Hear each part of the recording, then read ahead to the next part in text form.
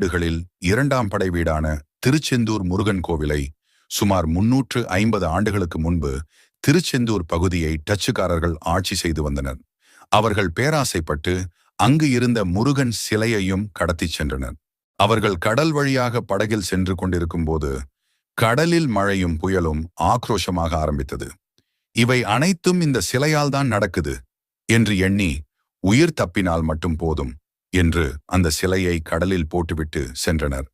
பல வருடங்கள் கழித்து அங்கு வாழ்ந்த ஒருவர் கனவில் முருகன் தோன்றி, நான் கடலுக்கு கீழே இருக்கிறேன், என்னை எடுத்து சென்று திருச்செந்தூரில் சேர்த்துவிடு, நான் உனக்கு வழிகாட்டுகிறேன் என்று சொன்னார்.